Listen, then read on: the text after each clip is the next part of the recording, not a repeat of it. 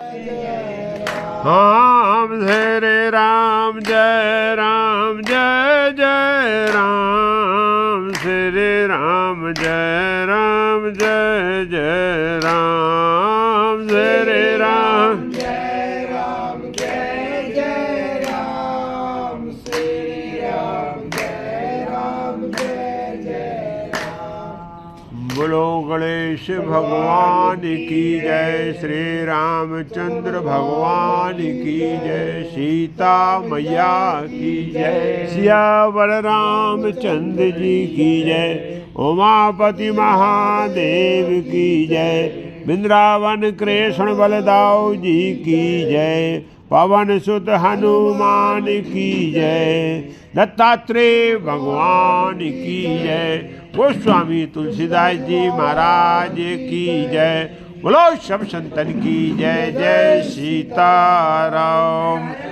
महादेव। गजाननम भूत गणाधिसेवितं कपित्थ जम्बो फलचारु भक्षणम् उमासुतं शोक विनाशिकारिकं नमामि विघ्नेश्वर पाद पंकजं, नमामि विघ्नेश्वर पाद पंकजं। नीलाम्भुजश्यामलकोमलाङ्गं सीता समारोपितभां भागं, पाणौ महासायकचारुचापं नमामि रामं रघुवंशनाथं, नमामि रामं रघुवंशनाथं, नमामि रामं रघुवंशनाथं। सरस्वती महाभागे देवी कमललोचने, विद्यारूपे विशालाक्षी विद्याम देहि नमोस्तुते, विद्याम देहि नमोस्तुते, विद्याम देहि नमोस्तुते। श्री गणेशाय नमः। तो कल हम सब भक्तों ने श्री रामचरितमानस की पावन कथा को श्रवण किया। कथा का प्रसंग श्री उत्तर कांड में चल रहा है। प्रभु श्री राम का अयोध्या में राम राज्य। प्रभु श्री राम का अयोध्या में जो राम राज्य की स्थापना हुई है वो अलौकिक और अद्भुत है। देवलोक से ब्रह्मलोक से अनेकों अनेक देवता, अनेकों अनेक संत महात्मा ऋषि सब भगवान के दर्शन करने और भगवान की लीला को देखने के लिए साक्षात अयोध्या में प्रकट हो रहे, जिसमें दिव्य विभूतियों में सनकादिक ऋषि हैं, नारद जी हैं। ये आते हैं, भगवान के दर्शन करते हैं, अपनी आँखों को जो है आनंद प्रदान करते हैं। आंखें उनकी भगवान के दर्शन करके अभिभूत हो जा रही हैं, क्योंकि परब्रह्म की लीला जो है भूधरा पे चल रही है। इस प्रकार से तो सनकादिक ऋषि आए थे, भगवान से अनन्य भक्ति प्राप्त करके जब सनकादिक चले गए तो सभी भाइयों और हनुमान जी ने मिलकर भगवान से संत और असंतों के गुण पूछे, क्योंकि भगवान संतों का सबसे अधिक आदर करते हैं। अर्थात भगवान ने अपनी लीला के द्वारा संतों का आदर करना परम धर्म बताया है। वो हम सब के लिए भी लागू होता है। अच्छे गुणों वाले महापुरुषों का आदर सम्मान करना और उनसे गुण प्राप्त करना, ये मेरा सबसे परम लक्ष्य होना चाहिए। संतों के गुण भगवान ने नाना प्रकार से, संत वो ही है जो सठ विकार से विमुक्त हो, वो ही संत है। संक्षेप में काम है, क्रोध है, लोभ है, मोह है, मद है और मत्सर, ये 6 मुख्य विकार हैं। और इन विकारों से जो मुक्त है, जो इन विकारों को त्याग चुका वो ही संत है, और जो इन विकारों में लीन है वो ही असंत है। गृहस्थ आश्रम में भी हम और आप अपने जीवन के व्यवहार को संतों के अनुरूप बना सकते हैं। हमको कामी नहीं होना, क्रोधी नहीं होना, मोही नहीं होना, लोभी नहीं होना, और अहंकारी नहीं होना, और ईर्ष्यालु नहीं होना। इनकी अधिकता ही जीवन को नरक में डालती है। बस ये सिद्धांत हम पकड़ लें तो हम गृहस्थ आश्रम में अपना जीवन यापन करते हुए भी क्या है, संत है। और ये संतों के गुण गोस्वामी तुलसीदास जी ने इसीलिए जो है इसमें प्राकट किए। हमारे महापुरुष बोलते हैं कि गृहस्थ आश्रम में 5 चीज़ों का यदि त्याग कर दिया जाए तो सामान्य तौर पे हम संत हो गए। पहला खाने और पीने में बोला मांस और मदिरा, व्यवहार में बोला है पर स्त्री का संग, पर द्रोह और पर निंदा। ये 5 चीजें आती हैं। क्या होता है, जो हम मांस खाते हैं, किसी भी प्राणी का मांस खाएं, किसी भी जानवर का मांस खाएं, किसी भी पक्षी का मांस खाएं, उस मांस का जो व्यवहार होता है, जो उससे ऊर्जा जो निकलती है, वो आपके विचारों को दूषित करती है। विचार दूषित होने से ही हमारे कर्म दूषित हो जाते, क्योंकि जैसे आपके मन में विचार आएंगे ठीक वैसे ही कर्म आप करने वाले हो। विचारण जो शक्ति यदि सही है आपकी, तो आप पक्का मानिए कि आपसे कर्म सही होगा। और विचारण शक्ति ही दूषित है, क्योंकि जैसा खाओगे अन्न वैसा बनेगा मन, आपके अंदर वैसी ऊर्जा प्रकट होने वाली है। तो संक्षेप में आप समझ लीजिए, इसलिए मांस वर्जित बताया गया, क्योंकि मानव जो है वो मांसाहारी नहीं है, वो शाकाहारी है। उस पर कई बार मतलब इस पर बहुत विचार विमर्श हो चुका, संतों ने बहुत बोल दिया, क्योंकि मांसाहारी जीव जीभ से पानी पीता है, सीधी बात है, और शाकाहारी जीव ओंठ से पानी पीता है। अब आप आकलन कर लो, मांसाहारी जितने भी हैं एकाध कोई हो सकता है, बकाया जो है सब जीभ से पानी पीने वाले वो सब मांसाहारी है, और ओंठ से पानी पीने वाले जैसे गाय है, घोड़ा है, गधा है, ये सब क्या करते, सूख करके पानी पीते। और हम भी सूख करके पानी पीते, इसलिए हमारी प्रवृत्ति जो है मांसाहारी नहीं है। ये जानबूझ के हमने स्वाद के आनंद में मांसाहारी बन गए। तो पहला संत का गुण ये है। यदि हमने दूसरा क्या बोला है, मदिरा, मदिरा पीने से हमारी बुद्धि खराब हो जाती है पक्का। अब जैसे ही आपने जो है मदिरा का सेवन किया कि आपकी बुद्धि खराब हो गई, और जब बुद्धि खराब हो गई तो आपको कर्म का निर्णय करने में भूल हो जाएगी। अरे भाई क्या करना चाहिए, क्या, जब बुद्धि खराब है तुम्हारी, जब बुद्धि बैठ गई, क्योंकि बुद्धि काम नहीं कर रही, क्योंकि आप नशा से ग्रसित हो गए, आप क्या क्या प्रतिदिन पी रहे। उसका ये नहीं है, पीने के बाद, दारू उतर जाने के बाद में बुद्धि में हर समय उसका प्रभाव बना रहता, धीरे धीरे वो उसका घर कर लेती है और उसी प्रकार के निर्णय कराना प्रारंभ कर देती है। और देखना जो हैबिचुअल हैं, जो ज़्यादा ड्रिंकर हैं, उनकी बुद्धि अपने क्यों यार यार ये तो भले नहीं पिए वो, लेकिन उसके बाद में भी उसका व्यवहार कैसा रहता है जैसे ये पिए। 2 चीज़ें बताई। पर नारी का संग, पर नारी का संग करने से आपको समाज से आप त्याज्य हो गए, समाज में आप बहिष्कृत हो गए, आप समाज के लायक। पहले आपने विचार खराब कर लिए, फिर बुद्धि खराब कर लिए, अब अपनी जो है मर्यादा खराब कर ली, ये मान मर्यादा आपकी समाप्त हो गई।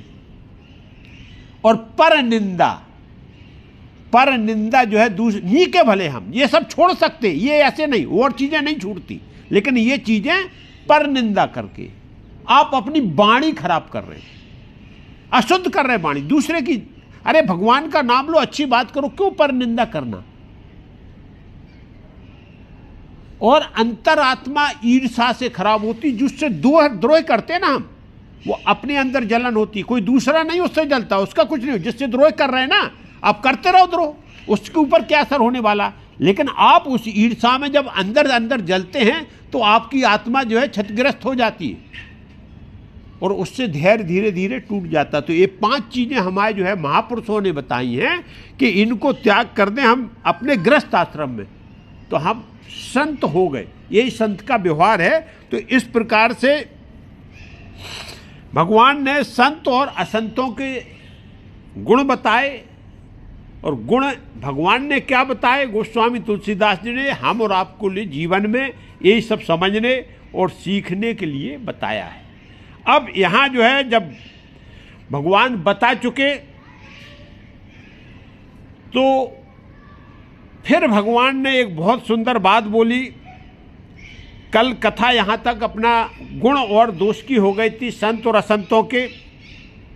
इससे क्या हो जाता है, परलोक भी बिगड़ जाता है, क्योंकि आप दुष्ट लोगों का संग करोगे तो आपका ये लोग तो बिगड़ेगा ही, परलोक भी बिगड़ जाएगा।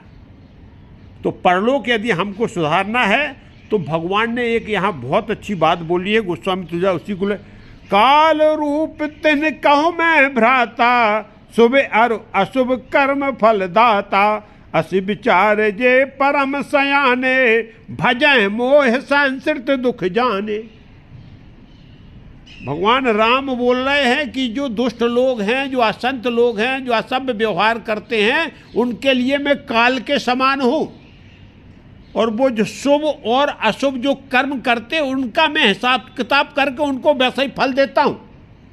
लेकिन जिनको इस बात का ज्ञान हो गया है कि हमको अशुभ कर्मों का फल भोगना पड़ेगा, वो बड़े समझदार होके और इसी जीवन में, इसी भूधरा पे और जीवन यात्रा के दौरान शुभ अशुभ कर्म छोड़ के भगवान का भजन में लग जाते, तो उनका जीवन क्या हो जाता, पार हो जाता, नैया उनकी पार हो जाती। इसलिए भगवान बोल रहा है छोड़ो, आप भगवान के भजन में लगो, सत्कर्म करो, आपकी जीवन नैया पार हो जाएगी। और ये ज्ञानी लोग हैं, संत लोग हैं, महात्मा लोग हैं, जिनको इस प्रकार का जब ज्ञान हो जाता है कि अशुभ कर्मों का फल जो है बहुत भोगना पड़ेगा, हमारा परलोक बिगड़ जाएगा, तो वो सियाने और चतुर है जो इस समझ केवल अरे करके फिर तो भोगना ही पड़ेगा, कर्म करने से पहले हमने विचार कर लिया, समझदारी हो गई, तो भगवान बोले कि भजय मोह संसार दुख सार जाने, क्योंकि ये जो है संसार पूरा दुख का कारण है, इसलिए भगवान का भजन करना प्रारंभ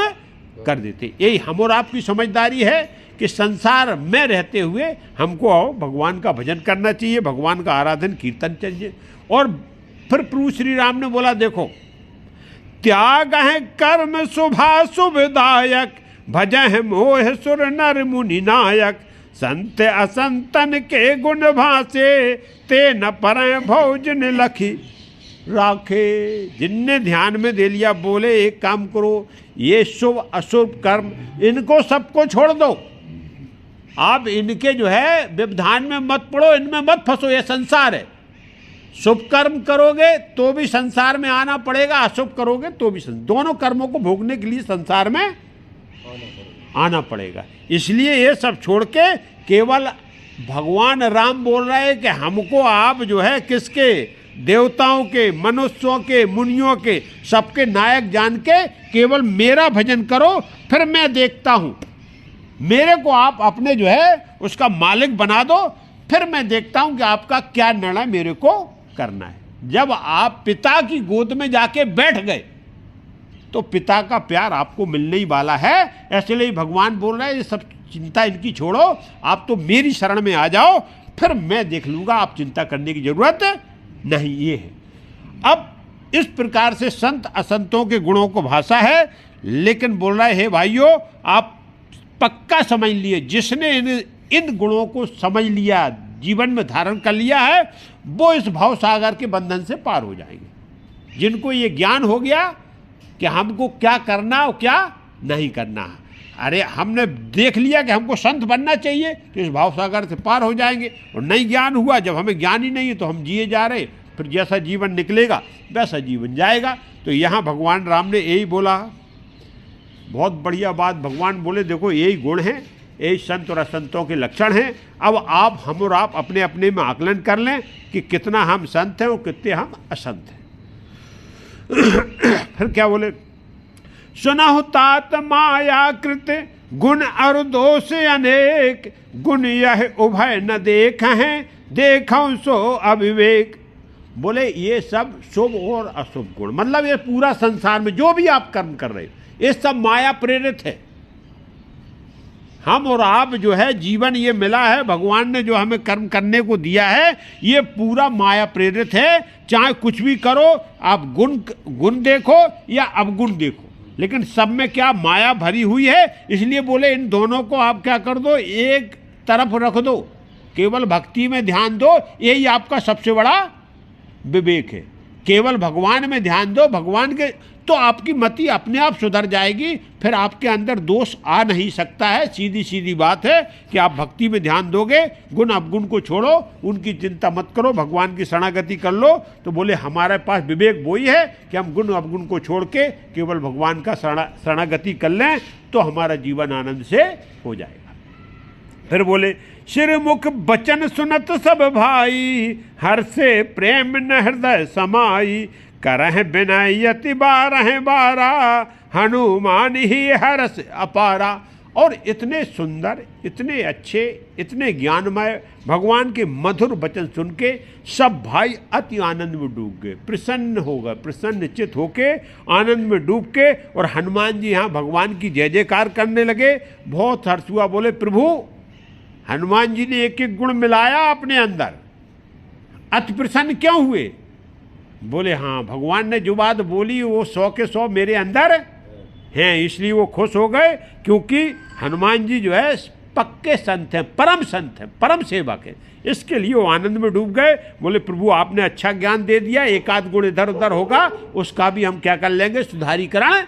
और हम लोग भी ये गुण सुन के जीवन में जितना हम सुधार कर सकते हैं, जो कम से कम संभव है, जीवन यात्रा अभी चल रही है, उसको हम अभी काट छांट कर सकते हैं, तो हमको कर लेना चाहिए। ये कथा का सुनने का सबसे बड़ा फल है कि हमारे अंदर यदि थोड़ा बहुत भी सुधार हो जाए और हमारे अंदर थोड़ी बहुत भक्ति दृढ़ हो जाए, यही कथा का प्रभाव होता है। अब क्या भगवान ने बोला चलो हो गया, अमराई के बाग में आनंद सब वहाँ बैठे हुए थे, ये कथा हो गई। अब सब लोग जो है घर पे आ गए, महल में आ गए, लेकिन नारद जी को चैन नहीं पड़ता। जैसे ही मौका पाते हैं फिर से अयोध्या आते, भगवान के दर्शन करते, भगवान की राम कथा का नारद जी गायन करते करते यहाँ से जाते, देवलोक में सुनाते, फिर ब्रह्मलोक पहुँच जाते। ब्रह्मा जी से ही बोलते कि तुम्हारे लोक में जो आनंद नहीं है, जो भगवान जो है अयोध्या में जो आनंद, जो भूधरा पे आनंद फैला हुआ है, तो ब्रह्मा जी भी अति प्रसन्न हो जाते। क्योंकि ब्रह्मा जी भी भगवान के ही भक्त हैं, उनकी शक्ति से ही वो जो है ये जो संसार की रचना कर रहे हैं। बोले हमारे शक्ति आराध्य, हमारे आराध्य इस प्रकार की लीला कर रहे हैं, तो ब्रह्मा जी प्रसन्न होते। सनकादिक लोग नारद जी के जीवन को धन्य मानते, उनको सराहते। और सनकादिक जब नारद जी अयोध्या से यहाँ से लीला देख के जाते, तो सनकादिक उनको नारद जी को रोक के बैठा के बोलते भाई मेरे को भी कुछ सुना दो। और राम कथा सुन सुन के वो आनंद में, भाव भभोर में डूब जाते। जबकि वो व्रत हैं, सन्यासी, उनको किसी से कोई लेना देना नहीं, लेकिन राम कथा सुन के उनका वैराग भाग जाता। वो भी भगवान की लीला में क्या हो जाते, आसक्त हो जाते। ये भगवान की कथा का प्रभाव है। इस प्रकार से जो है वर्णन किया गोस्वामी तुलसीदास जी ने कि नारद जी से जब राम कथा सुनते तो सनकादिक ऋषि मुनि भी अपना वैराग्य क्या हो जाते, भूल जाते और भगवान की राम कथा में आसक्त हो जाते। क्यों? सनकादिक कोई सामान्य नहीं है। जीवन मुक्त ब्रह्म पर चरत सुनह तज ध्यान, जे हरि कथा न करह रत तिनके ही पाषाण। अरे जो ब्रह्म मुक्त है, जो जीवन मुक्त है, जो संसार को छोड़, मतलब संसार से मुक्त हो चुके, लेकिन वे भी क्या होते, भगवान राम के चरित्र को बड़े ध्यान से एकाग्र होकर सुनते और आनंदित होते। उसके बाद में भी इस हरि कथा को मानव तन मिल गया, भूधरा पे मेरी जीवन यात्रा चल रही है और कथा हो भी रही है, तो भी यदि हम नहीं सुन रहे तो मेरा हृदय नहीं है, पाषाण है, पत्थर है, क्योंकि आपके अंदर कोई ज्ञान है। इस प्रकार गोस्वामी तुलसीदास बोलते कि भाई वही समझदार है, वही ज्ञानी है जो भगवान की राम कथा का भाग लेके और इस भवसागर से पार हो जाए, उद्धार कर ले, इसको बोलते राम कथा। तो इस प्रकार से यहाँ बोला। एक दिन फिर भगवान ने क्या बड़ा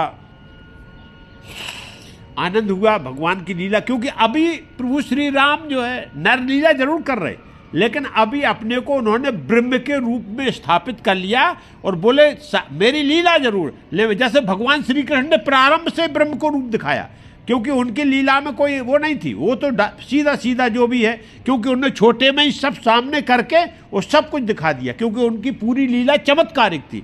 लेकिन यहाँ भगवान राम ने अभी कोई चमत्कार नहीं दिखाया, नर लीला करते हुए नर के व्यवहार को, नर के नियम को, नर के उसको पालन करते हुए जीवन यात्रा की थी। लेकिन अब भगवान जो उपदेश दे रहे हैं वो ब्रह्म के समान दे रहे हैं। जैसे एक ब्रह्म उपदेश दे, एक ज्ञानी, एक हमारा महापुरुष, वो उपदेश भगवान दे रहे हैं। तो एक दिन भगवान राम ने डेली सत्संग होता था, एक दिन व्यापक बहुत बड़ी सभा बुलाई गई, जिसमें पूरा राजमहल, सभी संत ऋषि, गुरु वशिष्ठ और पूरी अयोध्या के जो है सभासद, सबको इकट्ठा किया गया। और भगवान ने एक बहुत सुंदर जो है यहाँ इसको जो है प्रभु श्री राम गीता बोलते हैं। इसमें पूरा सार दिया गया है जीवन का, जैसे श्रीमद् भागवत गीता है, ठीक इस और गोस्वामी तुलसीदास जी ने संक्षेप में उसको जो है यहाँ प्राकट करके प्रभु श्री राम के मुखारबिंद से और उस सभा में इसको प्रकट कर दिया। क्या हम और आप बड़े ध्यान से सुनेंगे इसको। एक बार रघुनाथ बुलाए, गुरुदुजपुरवासी सब आए, बैठे गुरु मुनि अरदुज सहजन, बोले बचन भगत भव भंजन। एक दिन रघुनाथ जी ने, प्रभु श्री राम ने गुरु जी को बुलाया, सभी ब्राह्मणों को बुलाया और पूरे पूर्ववासी मतलब अयोध्यावासी को बुलाया। पूरा संत समाज इकट्ठा हो गया, अपने अपने जो है आसन पे सब लोग विराजमान हो चुके हैं। गुरुजी बैठे हैं, मुनि बैठे हैं, संत बैठे हैं, दुज बैठे हैं और सज्जन लोग क्यों बोला यहाँ, दुर्जन नहीं आते, दुर्जन लोग नहीं आते। ये जो है धर्म की चर्चा सुनने के लिए, ये समझदारी के लिए सज्जन जो होता वो ही आता है। और फिर यहाँ भगवान जो है भक्तों के भव का भंजन करने वाले, भक्तों के भव सागर में जो भय है, काय का जन्म मृत्यु के भय को नष्ट करने वाले प्रभु श्री राम बड़े सुंदर और मधुर वचन बोले। क्या बोले? सुनहु सकल पुर जन मम बानी, कहो न कछु ममता और आनी, नहीं अनीत नहीं कछु प्रभुताई, सुनहु करहु जो तुम्हें सुहाई। कितनी बड़ी स्वतंत्रता के साथ भगवान राम बोल रहे। भगवान राम जो है अयोध्या के चक्रवर्ती सम्राट हैं, लेकिन प्रजा को क्या बोला? सुनो, सकल सब लोग पुरजनवासी जो भी हैं सब मेरी वाणी को ध्यान लगा के सुनो, मैं जो कहने जा रहा हूं।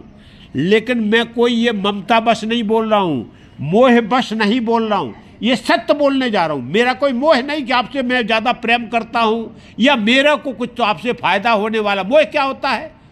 स्वार्थ होता है। तो बोले स्वार्थ बस ये बात मैं नहीं बोल रहा हूं, जो मैं बोलने जा रहा हूं इसको आप ध्यान से सुनो सब लोग, क्योंकि हमारा कोई इसमें स्वार्थ नहीं है और ना मैं कोई अनीत बताने जा रहा हूं। ये भी नहीं है कि नीत के विरुद्ध बात नहीं कह रहा हूं, और ना मैं कोई राजा हूं तो अपनी प्रभुताई के बस कह रहा हूं कि मैं राजा हूं तो ऐसा आदेश मेरे को देना चाहिए और आपको उसका पालन करना चाहिए। लेकिन सुना करो जो तुम्हें सुनो जरूर, ध्यान से आप मेरी बात को सुनो, फिर आपको करो वही जो आपको अच्छा लगे। इतनी बड़ी स्वतंत्रता राजा के राज में कि मैं जो कहने जा रहा हूं उसको आप सुन लो, हाँ आपको अच्छा लगे तो करो। और हम तो बोल रहे हैं कि भाई आगे कुआं है, आप गिर जाओगे, अब आपको मानना हो तो ठीक मान जाओ, तो उधर से मत जाओ, और यदि जाओगे तो गिर जाओगे, तो आप भोगोगे। तो भगवान वही बात बोल रहे कि भाई मैं जो बोल रहा हूं उसको आप ध्यान से सुनो। ये मोह ममता भरी बात नहीं है, ये कोई मेरा आदेश नहीं है, और ये अनीत भी नहीं है। नीत परक बात मैं आपको सबको बोल रहा हूं, लेकिन इसको आपको ध्यान से सुनो। यही जीवन का खेल है, और यही जो है, इसी सद्विचार को हम और आपको जीवन में धारण कर ले तो जीवन हमारा क्या हो जाए, धन बन जाए। लेकिन हम क्या करते हैं, अरे बोलने दो, कहने दो, ये तो सब ऐसे ही संत लोग बोलते रहते, कहते रहते। हमें जो चलना है, हमें जो करना है, वो हम अपने मन से करते हैं। यहाँ भगवान ने क्या बोला, सोई सेवक प्रियतम मम सोई, मम अनुशासन माने जोई, जो अनीत कछ भासो भाई, तो मुह बर जाऊं भय बिसराई। कितना सुंदर बात बोले। बोले भाई देखो, एक बात पहला बता दिया भगवान ने, पहले अपने तरफ से बता दिया कि मेरे को इस संसार में वो ही प्रिय है जो मेरे अनुशासन में रहता, अर्थात मेरी आज्ञा का पालन। राजा को वो ही प्रिय होता है जो राजा के आदेश को पालन करता। भगवान भी बोला कि मैं राजा आज्ञा मैं हूं। राजा कब प्रसन्न होगा, जब वो जो आज्ञा दे रहा उसको प्रजा पालन करेगी, उसमें प्रसन्न रहता हूं। बोले मेरा भी वही स्वभाव है कि मेरे को वो ही प्रिय है जो मेरे अनुशासन में रहते, अर्थात मेरी आज्ञा का पालन करते। अर्थात भगवान का है धर्म धुरंधर हैं, तो भगवान जो धर्म की बात कर रहे हैं, वो जो धर्म पे चलने वाला है, भगवान उससे प्रेम करते हैं। अब बोले एक बात और कितनी सुंदर बता दी कि मैं जो बोल रहा हूं, आप ये मत सोचना कि मैं राजा हूं और आप सब प्रजा हो। यदि कुछ अनीत बोल रहा हूं, मेरे मुख से आपको लगे कि अनीत है, तो बिगड़ डर भय के आप मेरे को रोक देना कि ये बात गलत है। इतनी बड़ी स्वतंत्रता कि आप ऐसा मत सोच लेना कि मैं राजा हूं, मैं जो कुछ बोलूंगा सब बोलता जाऊंगा, जो मैं करूंगा वो सब करता जाऊंगा। रामराज है और आपको लगता कि हाँ ये गलत है, आप तुरंत आके खड़े हो जाओ, नहीं बोले ये बात आपने ठीक नहीं कही महाराज, इस बात में कमी। तो भगवान बोला तो मुँह भर जाओ भय बिसराए, बेगर भय के भय को त्याग देना और सामने आके मेरे को टोक देना कि महाराज ये बात ऐसी नहीं है, ऐसी है, हम उसको देखेंगे, उस पर विचार करेंगे। स्वतंत्रता इसको बोलते रामराज। यहाँ यदि कोई, अरे वो तो राजा की बात है, सामान्य हमारा कोई ऑफिसर बोले जो मैं बोलता हूँ वो करो, उसके बाद बात नहीं करना, यस और नो में जवाब। बोले कुछ नहीं, यस केवल चलता, हमारे यहाँ नो नहीं चलता। जो थोड़ा भी अधिकार पा जाए वो बोलता है यस चलता है, मैंने जो बोल दिया यस गो। तो ये है, इसे भगवान बोले ठीक है। अब भगवान ने आध्यात्मिक बात बोली, संसार की बात नहीं बोल रहे भगवान। यहाँ जो है आध्यात्मिक ज्ञान देने जा रहे हैं। क्या बोले, बड़े भाग्य मानुष तन पावा, सुर दुर्लभ सब ग्रंथन गावा, साधन धाम मोक्ष कर द्वारा, पाए न जहि परलोक सवारा। पहली बात बोला कि बड़े भाग्य मानुष तन पा। वास्तविकता है कि बहुत भाग्य से ये मानुष तन मिलता है। ये नरदेही जो है ये बड़े भाग्य से मिलती है, ये कर्म से नहीं मिलती। एक बात बता रहा हूं, ये कर्म से नहीं मिलती है, ये भगवान की कृपा से मिलती। जब आपका भाग्य होता है सुधारीकरण के लिए मिलती है। ये मौका दिया जाता है कि आप अपने कर्मों का प्रायश्चित कर लो। इसलिए भगवान, यहाँ गोस्वामी तुझे बड़े भाग्य से मिलती। भाग्य का मतलब भगवान की जब आपके ऊपर कृपा हो जाए तब ये मिलती है। क्यों? ये देवताओं को लिए भी दुर्लभ है। देवताओं को जो काम सौंप दिया गया है वो वही काम करना, उसके अलावा उनके पास भजन करने का कोई साधन नहीं है, क्योंकि देव थे तो देवताओं के लिए भी दुर्लभ है। और ये सब ग्रंथों में ये बात कही गई है कि ईश्वर दुर्लभ जो है देही है मानव देही, और मिली केवल एक ही मानव जो शरीर है वो ही स्वतंत्र है कर्म के लिए, और वो ही अपना प्रारब्ध बना सकता और बिगाड़ सकता। 84 लाख योनियां पूरी की पूरी केवल मानव को छोड़ के, बकाया सब जो है गुण और स्वभाव दोष के हिसाब से व्यवहार करती जो सृष्टि में है। घोड़ा है तो उसको घास ही खाना पड़ेगा, क्योंकि वो जो है मांसाहारी नहीं हो सकता, उसको शाकाहारी रहना है, और जो उसका काम है वो ही करेगा। शेर है वो शिकार करेगा, क्योंकि वो चाहे भी बदल जाए, क्योंकि वो गुण है उसका, प्रकृति प्राकृतिक गुण है। लेकिन हम और आपको इस मानव तन को बनाने के लिए भी व्यवस्था दी गई और सुधारने की व्यवस्था दी गई, क्योंकि ये मानव शरीर मिला। तो इसीलिए गोस्वामी तुलसीदास जी बोल रहे हैं कि भगवान बोल रहे हैं कि बड़े भाग्य से ये मानव शरीर मिला है। और इस शरीर को मिल जाने के बाद भी क्या किया, सबसे बड़ा बात है साधन धाम मोक्ष कर द्वारा, मोक्ष तक ले जाने के लिए ये बहुत बड़ा साधन है। मोक्ष के द्वार के लिए ये मान लो निशानी है। इस पे यदि आप इसी शरीर के द्वारा धीरे धीरे धीरे कर्म करते हुए, क्योंकि शरीर है तो कर्म हो रहा है, और शरीर नहीं होगा तो कर्म नहीं कर सकता। तो ये साधन काय का है, मोक्ष के द्वार तक ले जाने के लिए। इसलिए भगवान ने मानव तन दिया है। बकाया कोई भजन नहीं कर सकते। अन्य जो है योनियां वाले हैं वो अपनी योनि भोग करेंगे जो उनको प्राकृतिक, लेकिन आपको ये स्वतंत्रता है कि आप भजन करते हो, आप संतों के साथ बैठते हो या संतों के साथ बैठते हो। इसीलिए इसको क्या बोल दिया कि ये साधन है। अब मोक्ष के नाना प्रकार के साधन हैं, जिन साधनों को आप जो है क्या कर सकते हो, यदि जुटा सकते हो शरीर के द्वारा, तो वो जो है मोक्ष के द्वार पर आप पहुंच जाओगे। और साधन धाम मोक्ष का द्वारा पाए न जही परलोक। और यदि आपको मानव शरीर मिल गया, उसके बाद में भगवान ने बहुत बड़ा मौका दिया, और उसके बाद भी आप जो है नहीं अपना परलोक सुधार पाए, फिर से वही जन्म मरण के बंधन में, फिर से 84 लाख योनियों का चक्कर। बड़े मुश्किल से ये द्वार खुला था, 84 लाख में हम चक्कर मारते आ गए। जब वो द्वार मानव वाला आया तो फिर आंखें बंद कर ली, तो फिर से 84 लाख चक्कर फिर से मारते रहो आप। भगवान की कृपा हो गई, इसलिए मौका मिला है। ये मानव तन भगवान ने दे दिया है, तो ऐसे साधन कर ले जिससे हमें मोक्ष प्राप्त हो जाए। और भगवान पहले ही बोल चुके, मोक्ष का एक ही साधन है, भगवान की भक्ति, केवल भक्ति। संत बन जाओ आप, संत के गुण धारण कर लो, आपका मोक्ष हो जाएगा, और कुछ करने की जरूरत नहीं। तो ये अयोध्या वासियों को, पूरे सबको यही बात बता रहा है भगवान। बोले भाई ऐसे मत निकाल दो इस समय को, क्योंकि मानव शरीर दोबारा नहीं मिलेगा यदि आपने प्रारब्ध नहीं बनाया। प्रारब्ध बनाने का मतलब ये है कि जैसा बीज बोओगे, जैसी फसल बोओगे, वैसे ही आपको काटने को। बोया पेड़ बबूल का तो आम कहाँ से खाओ। ये मानव तन मिला था, आपने बबूल लगाया है तो कांटे ही मिलेंगे आगे चल के, और आम बोया है तो फल खाने को मिलेगा। तो इसलिए जीवन में मौका भगवान का है, इसको हम क्या है, निरर्थक नहीं जाने दें, व्यर्थ इस शरीर को, इस समय अंतराल को हम व्यर्थ न गंवा दें। इसके लिए इस प्रकार का ज्ञान दे रहे हैं। क्या बोल रहे हैं, जो परत दुख पावे सिर धुन धुन पछताएं, कालह कर्म है ईश्वर मिथ्या दोष लगाएं। मानव तन ऐसे ही खेल कूद में गमा दिया सोते हुए आनंद के साथ। बोले मौन छानो, भगवान की कृपा हो गई थी, प्रारब्ध अच्छा था, खाने पीने को मिला, मौज मस्ती करने को मिला, मौज वौन छान के गए। प्रारब्ध तैयार नहीं किया तो जाके सीधे वहां नरक में पड़ गए। जब परलोक में गए अब वहां सर ठोक रहे। क्या सर ठोकते हैं, अरे भगवान ने हमको समय नहीं मिला भक्ति करने का, काल को दोष लगाते। हम ऐसी नौकरी करते थे, हम ऐसा काम करते थे, काम करते थे, दुनिया के धत्कर्म करने का समय था, लेकिन भगवान की भक्ति करने का। और हम और आप भी यही बोलते, अरे मेरे को पूरा जीवन निकल के कभी समय नहीं मिला भगवान की भक्ति का। काल को दोष लगा रहे, समय नहीं मिला। अरे इतना बड़ा 24 घंटे में तुमको समय नहीं मिला भगवान की भक्ति करने का। और फिर कर्म को, अरे ऐसा कर्म दे दिया भगवान ने, अरे ऐसा।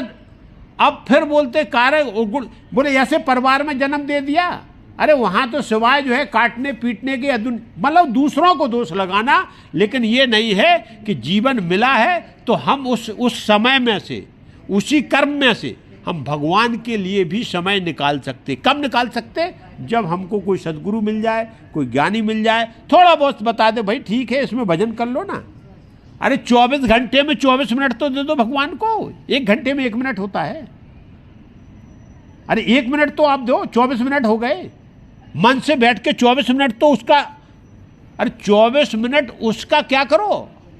अभिवादन करो, उसको धन्यवाद दो कि भगवान आपने मानव तन दिया, इतना सुंदर भूधरा दिया, इतनी सुंदर ऑक्सीजन दिया, इतनी सुंदर प्रकृति दी, सब कुछ दिया, आपकी कृपा से सब है, तो उसका धन्यवाद करने में हम 24 मिनट अरे भाई ठीक है, जो पूजा कर रहे, जो भगवान का ध्यान कर रहे, बहुत से ऐसे लोग हैं कि जीवन निकल गया, कभी देखा ही नहीं कि भगवान भी कोई होते हैं। अरे सामने आ गया, पूजा पाठ हिलाई चल, ये नहीं पूजा। पूजा का मतलब है एकाग्रता ऐसे है कि देखा गांव में हाँ, कभी आरती नहीं की जिंदगी में, कभी मंदिर देखा नहीं, क्या है, और तो बूढ़े हो गए, हाँ, तो फिर मालूम नहीं आरती क्या होती हाँ, है। बाद में उनको क्या होगा, कोई दिवाली हो कुछ हो, कभी पूजा नहीं किया। आज बाद में उनको भगवान गधा बना देंगे, जिंदगी भर क्या वो बोझा ढोते रहो, बोले तुम इसी लायक हो जब भगवान की, जब तुमको याद नहीं। देखो, अरे जिसने आपको दिया है उसका धन्यवाद करना आपका जो है ड्यूटी है। अरे कोई ऑक्सीजन सिलेंडर हम और आपने खरीद के रखा है, ये जीवन चल रहा है, प्राणवायु मिल रही है, धरती, अरे ये धरती क्या हमने अपने साथ में लेके आए थे क्या? अरे ये हमारे चरण पड़ रहे हैं, भगवान के आधार पे ही तो हैं, भगवान के उस पर ही तो टिके हुए हैं, और उसके बाद में ही भगवान का धन्यवाद रही। हम संसार में भूले हुए आनंद छान रहे। तो ये जो है इसलिए बोला गया है कि बाद में क्या होता है, मूर्खता बस, हमने जीवन अपना पूरा मानव तन मिला, व्यर्थ घुमा दिया, तो सिर पीटते फिर वहाँ जाके। इसलिए पहले, क्योंकि भगवान चेता रहे अयोध्या वासियों को, उनको बोले अभी सिर्फ बाद में पीटोगे, उससे अच्छा पहले पीट लो। और क्या को, काल को, कर्म को, भगवान को दोष लगाते हैं, भगवान ने हमको ऐसा मौका ही नहीं दिया। अरे भगवान ने मौका बहुत कुछ दिया, नर्तन दिया, इससे बड़ा मौका कौन हो सकता है? तुमको गधा नहीं बनाया, घोड़ा नहीं बनाया, कुत्ता नहीं बनाया, नहीं डोलते रहते, तुम मानस बना दिया, इससे बड़ा भगवान को और क्या मौका देंगे? लेकिन मिथ्या दोष लगाते हैं, अपना दोष नहीं मानते कि मैंने अपना समय जो है, जो भगवान ने मौका दिया था, उस समय मैंने अपनी आंखों पे पट्टी बांध ली और पूरा जीवन व्यर्थ निकल गया। ये जीवन व्यर्थ। जीवन सार्थक केवल ये है कि भक्ति के साथ यदि मेरा जीवन यापन हो रहा है तो जीवन सार्थक है। नहीं कुछ भी कमा लिया, जितना भी कमाया है वो एक पैसा भी साथ जाने वाला नहीं, वो इसी भूधरा पर रह जाना। सार्थक यदि है तो केवल भक्ति के साथ जीवन बस सार्थक है, और वो ही साथ जाने वाला। तो इसीलिए बोला कि भगवान को दोष लगाने से फायदा नहीं। यह तन कर फल विषय न भाई, स्वर्गं स्वल्प अंत दुखदाई। नर्तन पाए विषय मन देही, पलट सुदाते सठ बिसलेही। इतनी सुंदर बात गोस्वामी तुलसीदास जी हाँ बोल रहे हैं। भगवान वही बात अयोध्या वासियों को बोल रहे हैं कि ये मानव तन का जो है लक्ष्य विषय नहीं है, विषय भोगने के लिए भगवान ने नहीं भेजा है। संसार में विषय भोगने के लिए नहीं भेजा है इसका, क्योंकि विषय भोग में आज आप लग जाओगे।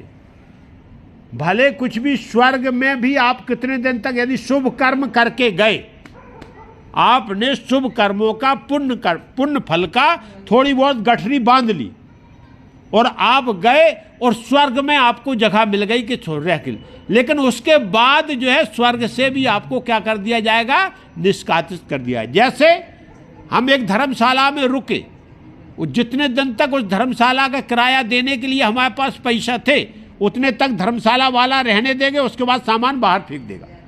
ऐसे ही स्वर्ग का है कि आपने जो शुभ कर्म किए वो एक एक करके घटते जाते, क्योंकि स्वर्ग में कुछ करना नहीं है, वहाँ तो आराम से चैन से रहना। तो जितने शुभ कर्म थे वो वहाँ स्वर्ग में रहने को आपको मिला, और जैसे ही खत्म हुआ हिसाब किताब खत्म, बोले चलो बाहर फिर से भेज दो उसको, फिर से भूधरा पे आना पड़ेगा। तो भगवान राम ये बोल रहे कि हमारा काम ये नहीं है हम स्वर्ग की प्राप्ति करें, स्वर्ग की नहीं मोक्ष की प्राप्ति करने के लिए तन मिला है। ये विषय भोग में लगा जाने के लिए कर्म है, ये शरीर तन नहीं है। क्योंकि विषय भोग में तो विषय भोग हम और आप कर रहे, जानवर भी कर रहे, पशु पक्षी भी कर रहे। विषय भोग क्या है? खाना पीना सो जाना, खाना पीना सो जाना, ज़्यादा से ज़्यादा संतान उत्पत्ति करना, ये विषय भोग है। अरे ये तो सब कुछ कर रहा, तुम भी करो हम भी करो। और भाई पशु में मनुष्य में अंतर क्या है?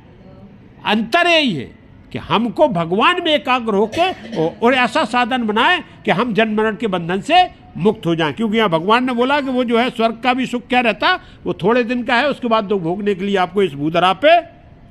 तो यह बोले नर्तन पाए विषय मन देही, पलट सुधाते सठ बिसली। और बोले क्या होगा, मानव तन मिल गया और आपने चयन क्या कर लिया, विषयों का चयन कर लिया। संसार में भोगने का चयन कर लिया, भक्ति चयन नहीं की। भगवान का आराधन कीर्तन भगवान ने क्या किया, विषय को चयन कर लिया। तो ठीक वैसे ही जैसे होते हैं, एक अमृत रखा दूसरी तरफ विष रखा है, तो आपने क्या किया, अमृत को त्याग के और विष को हाथ में उठा लिया। इसलिए संसार में आए हो, मानव तन मिला है, तो अमृत को मत त्यागो, अर्थात भक्ति को पकड़ लो तो अमृत को प्राप्त कर जाओगे और जन्म मरण के बंधन से मुक्त हो जाओगे। भगवान यहाँ इतनी गहराई से बोल रहे हैं, ये सावधानी, ये सतर्कता, ये ज्ञान है। और यदि समझ में आ जाए, और कुछ करना नहीं है, व्यवहार बदलना, भाव बदलना है, कुछ अलग से कुछ लाना नहीं। इन हाथ पैरों के अलावा कोई 2 4 10 और हाथ पैर हमारे अंदर नहीं होना। ये 2 हाथ और 2 पैरों से और इसी जीभ से हम मोक्ष प्राप्त कर सकते हैं। अलग से कुछ साधन की जरूरत है, बशर्ते मेरे अंदर भगवान के प्रति श्रद्धा और प्रेम। वही भगवान आगे बताएंगे क्या होता है। ताह कबों भल कहे न कोई, गुंजा ग्रह पर पारस मन खोई। आकर 4 लक्ष 84 जून और जौन भ्रमत है जीव अवनाशी। भगवान राम बोल रहे कि उसको कौन समझदार ज्ञानी कहेगा जिसने मानव तन पाया और विषय भोग में लग गया, भगवान को भूल गया। क्योंकि जिस समय मानव तन मिलता है और जिस समय जन्म होता है, जिस समय ये जीव आत्मा उल्टी टंगी रहती है मानव शरीर में, माँ के गर्भ में, उस समय वो हाथ जोड़ के भगवान से प्रार्थना करती कि जो गलतियां मेरे से हुई हैं, जो मैंने गलती की है, अब कोई गलती नहीं होगी, हमको आप मुक्त करो इस नरक से और रात दिन केवल आपका भजन करूंगा। लेकिन संसार में आने के बाद क्या हो गया, वहां संकल्प करके आया। ये जीव जो है संकल्प इसीलिए फंसता है। और बोले उसने क्या किया, यहां विषय भोग में आके लग गया, तो ठीक उसको कौन समझदार कहेगा। ये गुंजा देखा घोंगा, उसने क्या किया, पारसमणि को त्याग दिया, भक्ति रूपी पारसमणि को त्याग के वो गुंजा को ले लिया। ये गुंजा जो है जिसका कोई मूल नहीं, 1 पैसे भी मूल नहीं, और जीवन हमारा क्या हो गया, अर्थात व्यर्थ हो गया। ये तो जीवन जो है व्यर्थ नहीं करना। क्यों व्यर्थ नहीं करना। आकर 4 लक्ष 84 जोन भ्रमते है जीव अवनाशी। 4 प्रकार के जीव हैं इस संसार में और 84 लाख उनकी योनियां हैं। और इस जीव को, उनमें सबको क्या होता, बंधन में रहते रहते भ्रमण करते करते ये अविनाशी आत्मा है। किसकी बात कर रहे हैं, मुक्त होने की अविनाशी आत्मा की बात कर रहे हैं। शरीर तो जो है ये तो नाशवान है, इससे कोई, जो हम बोल रहे हैं अंदर से, जो बोल रहे हैं, जो हमारे अंदर है, जिसको मैंने देखा नहीं, उसको समझा नहीं, उसको बोले क्या करता है, 84 लाख योनियों में भ्रमण करना पड़ता है। और 4 प्रकार की जो है योनियां मतलब जीव बताए गए। अब उसमें 4 प्रकार के जीव कौन से हैं, अंडज हैं, श्वेतज हैं, जरायु हैं और उभयद्वज हैं। ये संसार में 4 प्रकार के जीव होते हैं। अंडज जो अंडे से पैदा होने वाले, बहुत से पशु पक्षी जिनमें अंडा देने की शक्ति है, वो अंडे से, पक्षी अधिकतर अंडे से पैदा होते, ठीक है। उसके बाद जरायु जो माँ के गर्भ से पैदा होते, तो माँ के गर्भ से भी पशु हैं, पक्षी हैं, मानव, तमाम प्रकार के ऐसे हैं जो क्या होते हैं, माँ के गर्भ से पैदा होता, उसको बोलते हैं जरायु। स्वेदज जो पसीना से, जो मेल से, जो नाना प्रकार के विकारों से पैदा होते, जैसे हमारे शरीर में जैसे चीलर का हो जाना, नाना प्रकार के नाली में कीड़े हो जाना, ये सब क्या स्वेदज मतलब होता है गंदगी, जो पसीना निकलता है। या संसार पेड़ों में बहुत से पेड़ से अपने अनाज में नाना प्रकार के कीड़े, ये क्या वो स्वेदज है, उसी के उससे ये प्रकट होते, ये स्वेदज होते। और एक होते उभयद्वज, उभयद्वज जो पृथ्वी से प्रकट होते, पृथ्वी से पूरी वनस्पति, ये भी जीव है। ये जो वनस्पति है ये पूरी जीव है, क्योंकि ये जो है ये सब जितनी भी वनस्पति है वो बिगर जो है धरती की गंध से कहीं नहीं प्रकट हो सकती, क्योंकि उसको कुछ ना कुछ मात्रा भूमाता की चाहिए तब प्रकट होता है। ऐसे 4 प्रकार के जो है जीव हैं और इनकी सबकी गति, मनुष्य को जो है यदि उसने इस संसार में असभ्य व्यवहार किया है, मानव सभ्यता को उसने नहीं माना है, वो जिसको बोलते थे कि ये असभ्य है, नंगा है, उसको भगवान पेड़ बना देते हैं। वो बोले नंगे खड़े रहो 100 साल तक, 200 साल तक, बोले कोई पूछने वाला नहीं, आपसे नहीं बोलेगा कि आप जो है कपड़े पहन लो। यही भगवान का सिद्धांत है कि आप समाज की मान मर्यादाओं को नहीं मानते हो तो एक बार भगवान बोलते ठीक है इनको पेड़ बना दो, कोई मान मर्यादा नहीं, नंगे खड़े रहो, आपको कोई पूछने वाला नहीं। तो इस प्रकार का जो है ये जीवन चक्र चल रहा है। सबको एक दिन इस योनि में गुजरना पड़ता, लेकिन समझदार वही है कि यदि इसमें मौका पा गए, भगवान की कृपा हो गई कि इसने बहुत भोग लिया, बहुत भटक लिया, और मानव तन यदि दे दिया तो फिर बस मौका मिल गया है, उसका सदुपयोग कर लें, उसके बाद फिर जो है जीवन मुक्त हो जाएंगे, आनंद के साथ जीवन आपका जो है चलने लगेगा। तो ये बोला, फिरत सदा माया कर प्रेरा, काल कर्म स्वभाव गुण घेरा, कबहु के करो करुणा नर देही, देत ईस बिन हेतु सनेही। वही बात यहाँ गोस्वामी तुलसीदास जी बोलते, क्या होता है कि माया के चक्र में ये जीव जब फंस जाता है, उसमें क्या होता है, समय का प्रभाव है, कर्म का प्रभाव है, स्वभाव का प्रभाव है, और ये प्रकृति के जो सतोगुण रजोगुण तमोगुण इनका प्रभाव, ये बहुत माया इतनी वो है कि आप यदि चाहो, अभी यहाँ कोई चींटी भी हो तो चींटी भी उससे मुक्त नहीं होना चाहती। यदि चींटी को आप छुओ तो वो जान बचा के क्या क्यों भागती? अरे जीव है, चींटी में कौन सा आनंद है भाई? लेकिन वो जीव आत्मा उस माया के फेर में पड़ गई है, वो गुणों के चक्कर में उसको ज्ञान खत्म हो जाता, उसी में वो आनंद महसूस करती है। गोबर का गुबरीड़ा गोबर में ही आनंद महसूस करता है। क्यों? क्योंकि वो जो है अज्ञान, क्यों माया के चक्कर में, अब उससे बंधन जो कटना है वो ही ज्ञान है। वो बंधन केवल कहाँ काट सकते हो आप? ये मानव शरीर में। बकाया कुछ नहीं, बकाया तो जो मिल गया, गोबर में यदि जन्म मिला तो गुबरीड़ा वो गोबर इकट्ठा करता रहता और उसी में आनंदमय रहता है।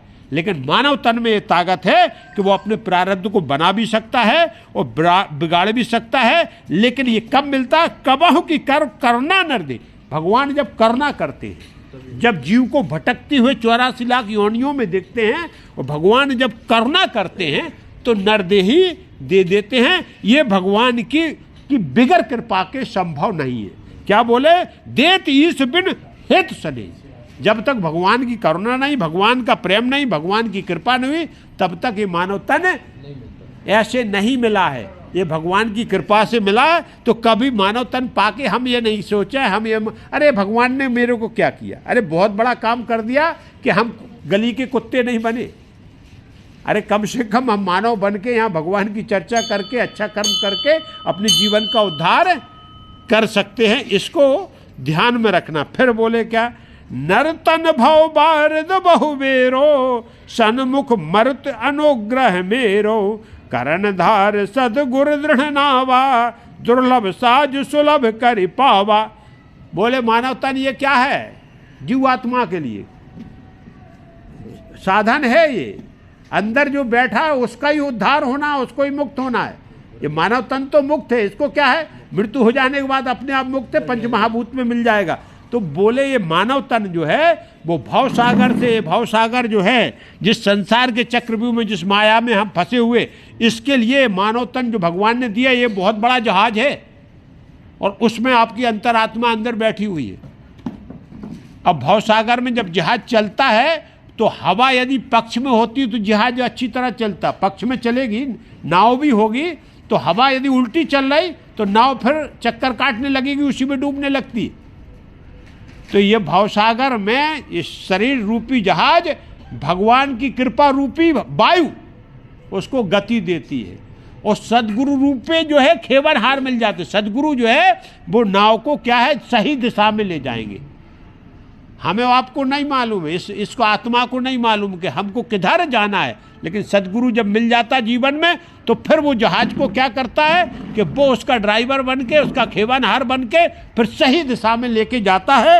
यही भगवान की कृपा है, यही दुर्लभ। और ये क्या हो गया, ये भगवान ने सब सुलभ करके दे दिया, और उसके बाद में भी आपने अपनी नाव इसी भवसागर में डुबा दिया, तो हम और आपसे मूर्ख कोई दूसरा।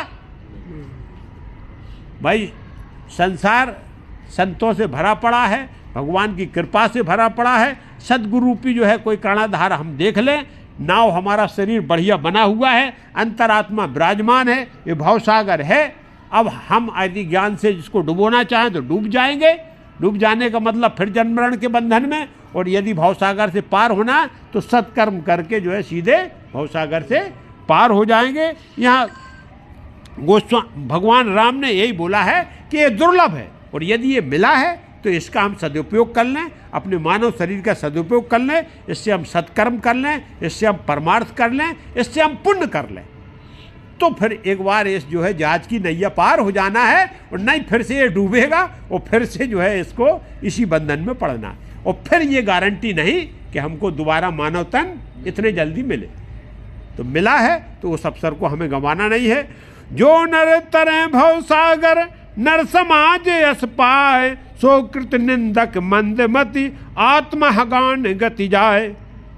नर्तन पाके, और इस भवसागर से जो नर नहीं पार हुए, जिनने इसके बाद नर्तन पाया लेकिन इस भवसागर में फिर से डूब गए, अर्थात इसी संसार की माया में फिर से लिपटे रहे, तो उनसे ज़्यादा कृतघ्न और उनसे ज़्यादा मंदमति दूसरा कोई नहीं। ठीक उनकी गति वैसे ही होना है जैसे आत्महत्या कोई करता, जानबूझ के मरता ना। तो आत्महत्या कर ली हमने, क्योंकि शरीर मेरे को मिला था, जो मेरे को करना चाहिए था वो मैंने नहीं किया, और नहीं करने का सीधा सीधा मतलब ये हो गया कि मैंने अपने आप को खुद खत्म कर लिया, क्योंकि दोबारा तो मानव तन मिलना नहीं। और यदि कर लिए होते तो हम इस भवसागर पार हो गए होते। अब भवसागर से पार में इसी में डूब गए, तो अब हमको दोबारा मौका नहीं मिलना। नाना प्रकार की योनियों में घूमते हुए फिर से कहीं भगवान की कृपा होगी, तब यहाँ मानव तन हमको फिर से प्राप्त हुए। इसलिए यहाँ गोस्वामी तुलसीदास जी बोलते हैं कि ये मानव तन मिला है, इससे सत्कर्म करके, पुण्य करके, परमार्थ करके जीवन को धन्य बना लो। मौका है, अवसर है, भगवान की भक्ति में लग जाओ, इस संसार के भवसागर से, जन्म मरण के बंधन से मुक्त हो जाओगे और परमात्मा की शरण प्राप्त होगी। यही जो है रामचरितमानस का प्रभाव। तो हम सब लोग प्रयास करें कि अपना जीवन आनंद के साथ यदि व्यतीत करना है तो सत्कर्मों का सहारा लेते हुए भगवान की भक्ति के साथ अपनी जीवन यात्रा चालू रखें।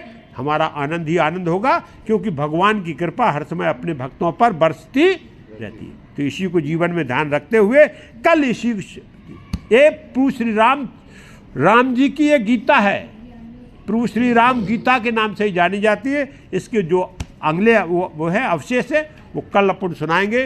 बोलो सियावर रामचंद्र जी की जय, उमापति महादेव की जय, पवन सुत हनुमान की जय, बोलो सब संतन की जय। जय सीताराम।